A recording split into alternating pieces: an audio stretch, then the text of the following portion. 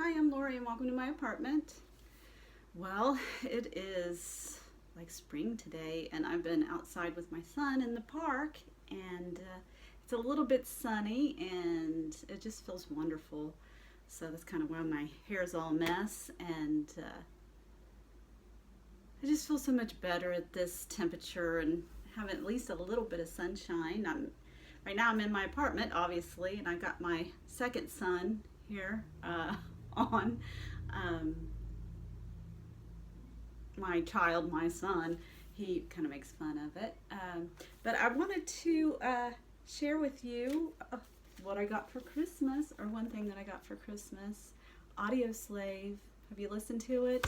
It is just an amazing album. I mean, there's not a bad song on it, and just never heard it on the record player, and to listen to it on my little record player is just like, it's so good. Just so good. I'm not always a big fan of super groups, but that collaboration, Audio Slave, is just wonderful. And I was kind of thinking back. I remember I was out to eat with my son Nolan, and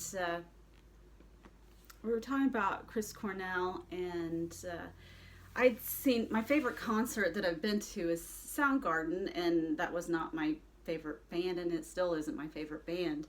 But just to see them live, I was just,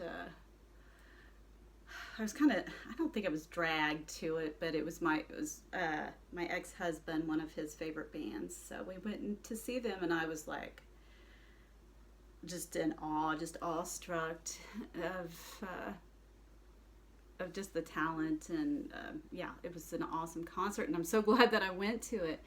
But we were talking about, Noel and I were talking at a restaurant about Chris Cornell, and like how he passed away, and like some of his addictions, and I don't know if it was facts around his death or what, but we were talking about those. I guess it could be rumors or whatever. But then I started talking about how to my son how I used to use pain pills, and I don't know if he knew before then. I can't remember if I talked about it before, but when I was talking to him, that it inspired me to check out a different kind of recovery program. I'm in recovery, and I go to certain meetings, but I decided to check out a different kind of recovery, and it's a well-known one, but I'm not going to name it just for anonymity. But I could, I guess, tell my son, what I did, and I'm not sure. I tried to at that point hide it from most people. I mean, there was a few people that knew, but yeah, but it inspired me, just like having that conversation with him, to check out this other recovery program. And I did that, and I ended up liking it. Now, I didn't end up joining that. I stuck with the one that I started in, that's been working for me. So I'm 4 years sober, and I continue to do that. Am I an expert in it? No, I'm not. But I have learned that the more I surrender, the easier it is to just kind of what's happening. But sometimes I have to speak my mind, and I think that's part of surrendering to whatever's happening, but not to resist things so much. And I felt like energetically that the core of my disease was in my lower belly. Like if I could kind of at the back of my throat, or if it was bodily located.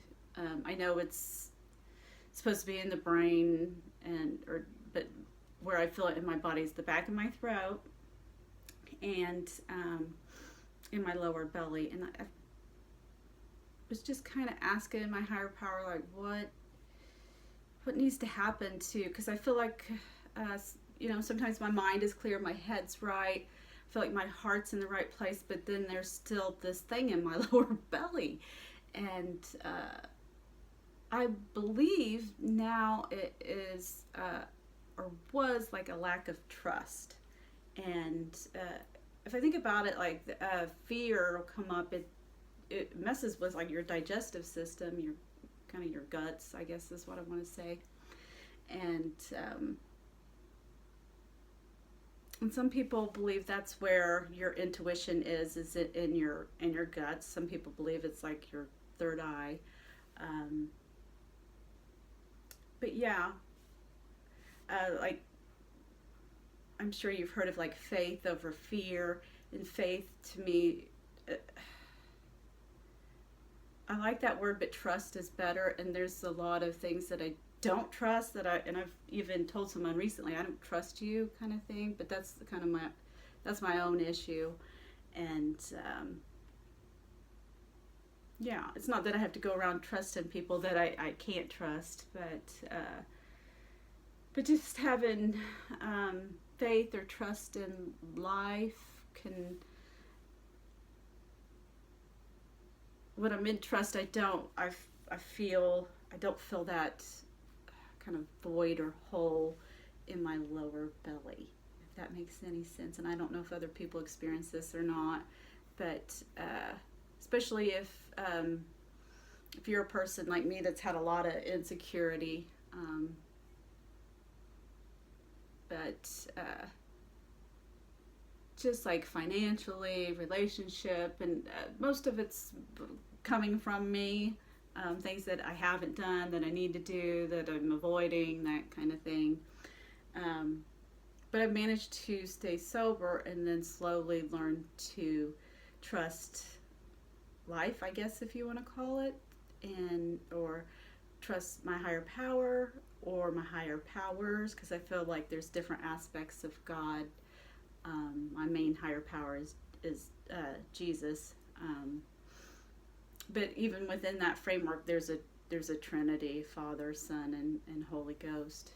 So yeah. Sometimes my higher power is Jesus. Sometimes it's nature. But it's just kind of like different aspects of one whole thing, I feel like. But yeah. So I'm just learning to trust. I've used the words like go with the flow, but sometimes I can get lazy in that way, so I kind of need to balance like my discipline with like a letting go. And I don't know exactly how to do that, but I'm going to trust that my higher power to help me with that, and just so I can be more relaxed and at peace, because if I'm not in trust, then like my body's real kind of tightened and I have pain, and I think it's called being rigid, and I don't really want to be that way anymore. So, but I hope that you've had a great Christmas, and that it is warm and sunny where you are, and that you'll have a great new year and a great 2026. And that's all I got. All right. Love you guys. Bye.